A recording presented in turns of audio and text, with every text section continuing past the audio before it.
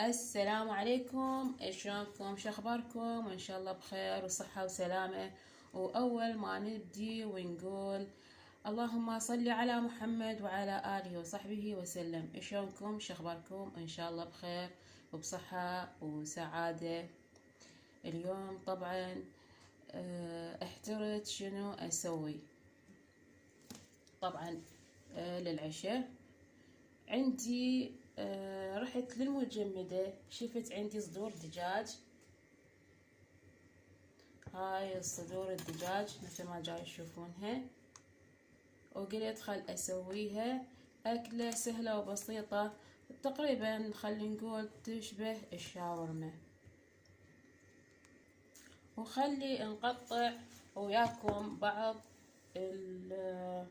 صدور الدجاج. طبعا قطعينها بهاي الطريقة.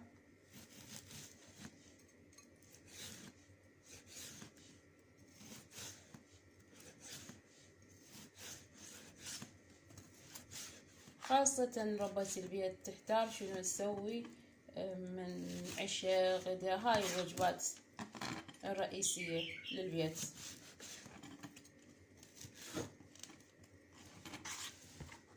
نحتار شنو نسوي. هاي طبعا هاي الطريقة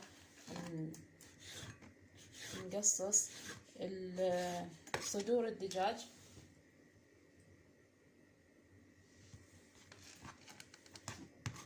طبعا صدور الدجاج تقدرين تجيبين صدور الدجاج جاهزة طبعا من المحل، او تقدرين تخلين الدجاجة مثلا، يعني تاخذين من عندها الصدر او تاخذين من عندها الافخاذ. بعد انتي وشطارتك ام البيت.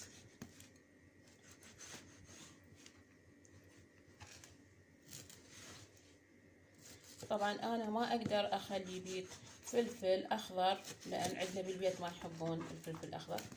هاي نقطعه هسه بهاي الطريقة، ما نخليه كلش على كبر الصدر. هاي الطريقة هيجي.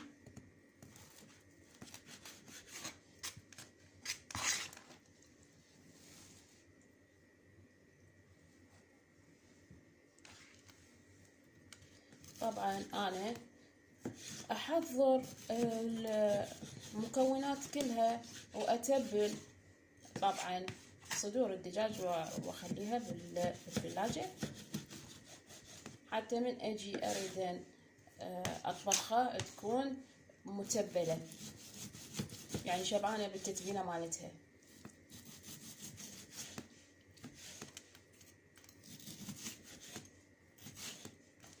بس نوخر هاي بعض القطع مالت الدجاج.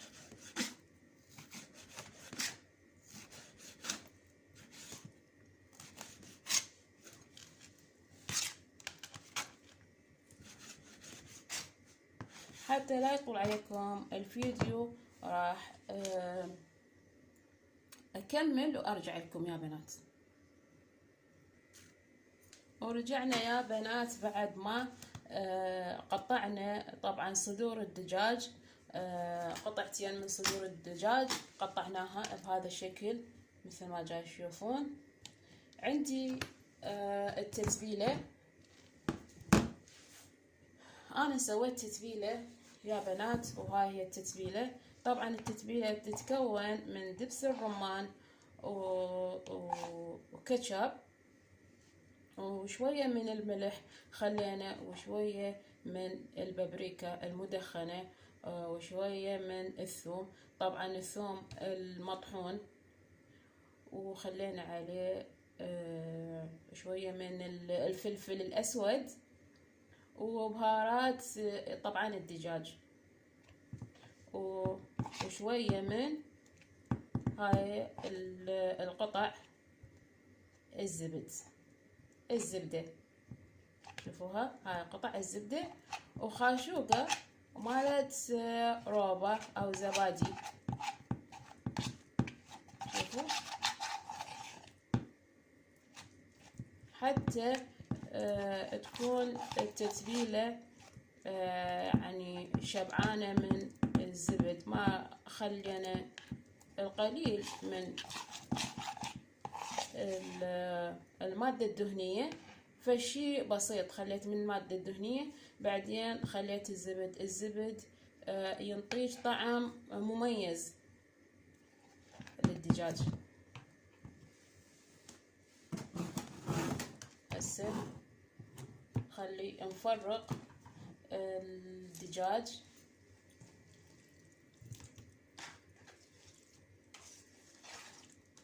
على التتبيلة مثل ما جاي تشوفوني. اتمنى ان الصورة واضحة والصوت.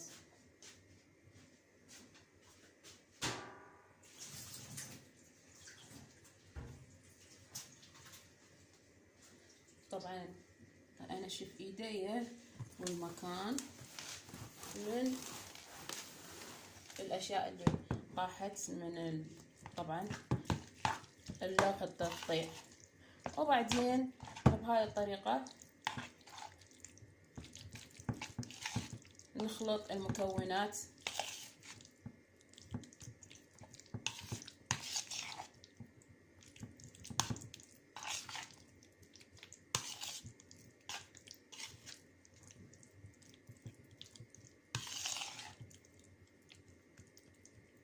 حتى التتبيلة وصدور الدجاج تكون التتبيلة يعني كثيرة، وصدور الدجاج تاخذ كفايتها من هاي التتبيلة. طبعا بعد ما خلطنا صدور الدجاج ويا التتبيلة لازم نخليها نحفظها بالثلاجة يا بنات، ونخلي عليها هذا الكيس الغذائي.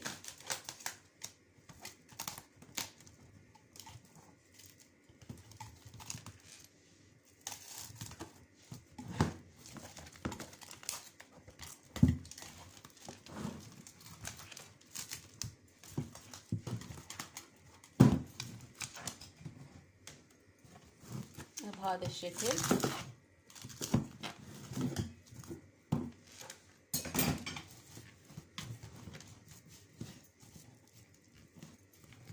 ونحفظها بالثلاجة. خليها بالثلاجة.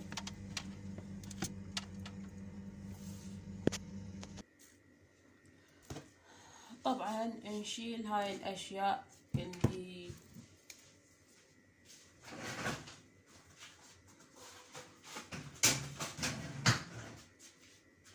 سوينا اللي احتاجيناها طبعا بالاكله.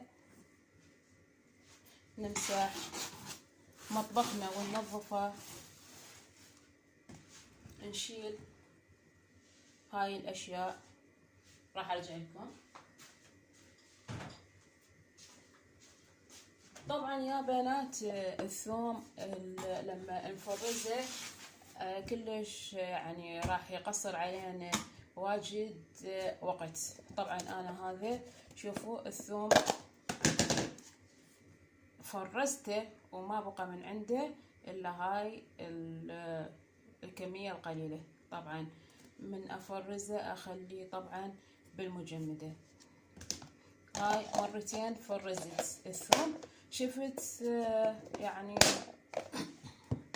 بفايدة انك انتي الوقت هذا اللي تقضينه انك انتي قاعدين تقشرين الثوم، لا إن لما تفرزينه راح تستفادين من عنده. يعني من هذا الوقت لما انتي تروحين تقشرين الثوم، لا واحد يستفاد من عنده، هيجي يستفاد من الوقت احسن. يعني انا شفت نفسي هسه ان انا مستفادة من الوقت يا جماعة. وهنا عندي المجمدة يا بنات، شوفوها. خل افتح بس المجمدة. واقولكم انا شنو فرزت بعد. عندي هاي الزبدة فرزتها، اعتقد زبدة عزكم الله الزبدة الجاموس، زبدة الجاموس هم فرزتها. وهنا بنات المعجون راح اخليه بالمجمدة حتى لا يخرب. لما اخليه بالثلاجة يخرب، يعني يصير بيه عفن مثل ما يقول احنا يقطن. وهنا مثل ما تشوفون مفرزة، يعني مخلية الاكل اذا اكل عندنا يفيض نخليه بهاي الطريقة بالمجمدة.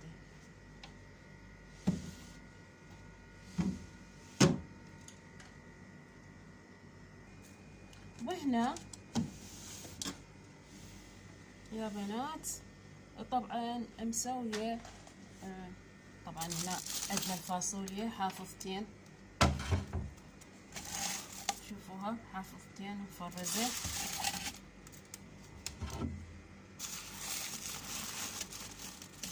وعندي هاي المعجنات طبعا هم افرزها، شوفوها ايضا مفرزتها حتى من اجي اريد اكل يعني للريوق ناخذ لنا بس قطعتين. طبعا هذا يا بنات مسويته بالشوفان، يعني اللي تريد شوية تنزل وزن او ما تريد تاكل هاي المعجنات تقول ثقيلة علي، مسويته بدقيق الشوفان. هذا السبب تشوفونه تلاحظونه ان لونه يعني مو طحين ابيض، لان هو مسويته انا بدقيق الشوفان. وخلينا نشوف يا بنات دقيق الشوفان والشوفان يعني الحبة الكاملة. احنا هنا هذا عندنا دقيق الشوفان، شوفوا يا بنات هذا دقيق الشوفان اللي اللي سويت من عنده المعجنات. شوفوا هذا هو دقيق الشوفان. تقدرين تسوي من عنده معجنات اذا انتي كنتي تحافظين يعني على وزنك او ما تريدين وزنك يزيد. هاي هنا نجيبه طبعا من الاسواق. وهنا عندنا طبعا ايضا الحبة الكاملة الدقيق الشوفان، للشوفان قصدي للشوفان. هذا هو يجي بهذا الشكل، هم تستفادين من عنده ريوقاتك اذا تريدين يكون ريوقك يعني خفيف. تستعملينه بالحليب، تخلينه بالحليب وكيفك تخلينه ويا خاشوقة شكر او خاشوقة عسل، هاي بكيفك انتي بعد. هذا الشوفان الحبة الكاملة يجي بهاي الطريقة. يستعملونه جماعة الجيمات اللي يريدون ينزلون وزن او يريد يحافظون على وزنهم، يستعملون هذا الشوفان. يشبع يعني وما يخليك تحسين بالجوع.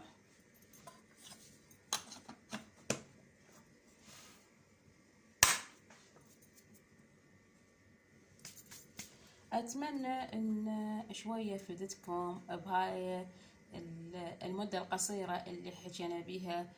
سوينا حضرنا الدجاج للعشاء، دجاجنا للعشاء حضرناه صدور الدجاج، وحكينا شوية شنو مخزنة بالمجمدة وشنو نستعمل. يعني اذا انت ما تردين تاكلين اكل ثقيل ريوقاتك تصير خفيفة، حكينا على الشوفان ودقيق الشوفان.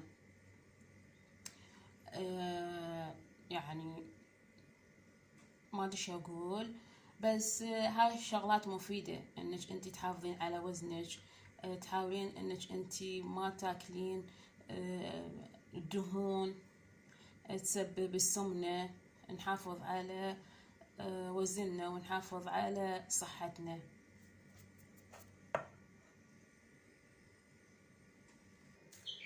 طبعا خلصنا، نظفنا السنك من امور مالت الدجاج نظفنا غسلنا. طبعا لو حط تقطيع اللي قطعنا عليه صدور الدجاج مثل ما جاي تشوفون. نظفت المطبخ.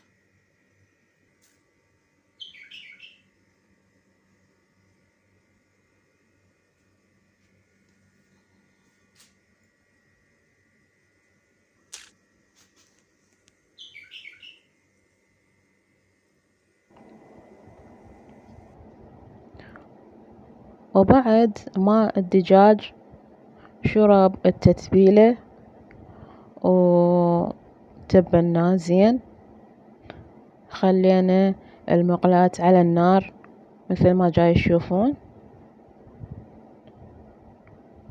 وهنا أنا قطعت البصل، سويته جوانح، قطعته طبعا مو وياكم، قطعته ومثل ما جاي تشوفون نزلته بالمقلاة.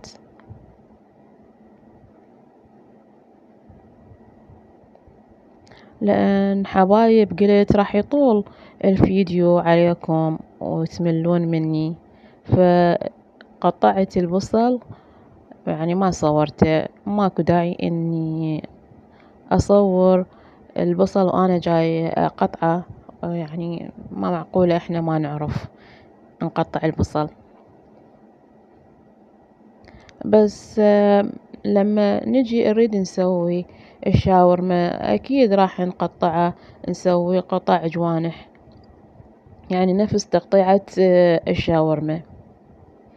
احنا بنات اليوم سوينا أكلة شبيهة بالشاورما، يعني مو نقول شاورما لأن الشاورما يدخل بيها الفلفل الألوان، الفلفل البارد الألوان، وأنا هنا قلت لكم احنا بالبيت ما يحبون الفلفل، يعني مو الكل يحبون الفلفل، هذا السبب ما قدرت أخلي فلفل، يعني على مود كلها اللي بالبيت تاكل هاي الأكلة. هنا ضفت شوية من الملح يا بنات على مود البصل ينزل السوائل مالته ويستوي بسرعة.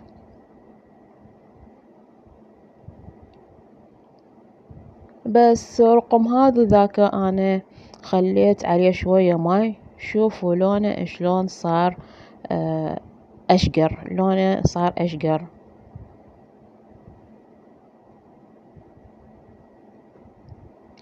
إذا بعد رايدت يصير أكثر من هذا تستوينه، كل واحد حسب ذوقه. هنا أنا طبعا عندي البصل استوى بالدرجة اللي أنا رايدتها، وخليت عليه طبعا الدجاج المتبل. طبعا بنات الدجاج لما تبلتها مو بنفس الوقت، وهذا كنا نعرف انه مو بنفس الوقت نتبل يعني اللحم او الدجاج او حتى السمك يا بنات. هنا مثل ما شفتوا خليت البصل والدجاج، حمست البصل، ولما استوى البصل خليت فوق الدجاج وقطيته، وهسه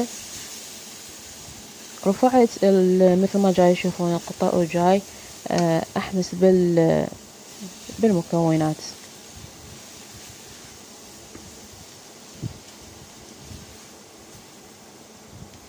طبعا انا بالقسم الثاني مالت الفيديو يعني كانوا موجودين الشباب بالبيت اخواني طبعا. فانا ما حبيت ان يطلع صوت الهوسة وتعرفون الطوبة وهاي السوالف، يعني شاعلين التلفزيون.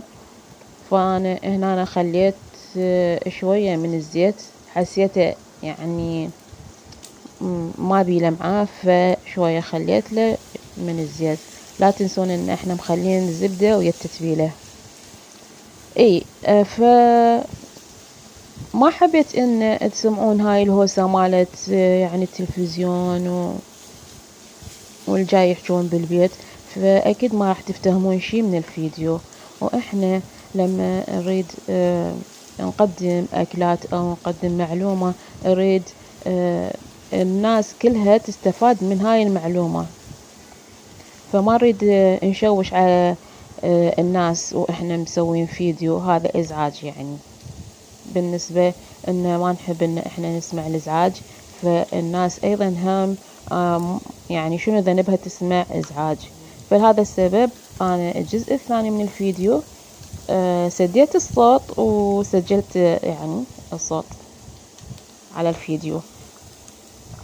فهنا شوفوا يا بنات كمل عندنا طبختنا كملت، عشانا كمل. وإن شاء الله يعجبكم هذا الطبق وسهمكم العافية يا بنات. أتمنى أن يكون الفيديو خفيف وظريف وما ضجتوا من وجودي وياكم. حبايب لا تنسوني باللايك والاشتراك والضغط على زر الجرس حتى يوصلكم كل ما هو جديد. وشكرا للي اجوا واشتركوا بقناتي.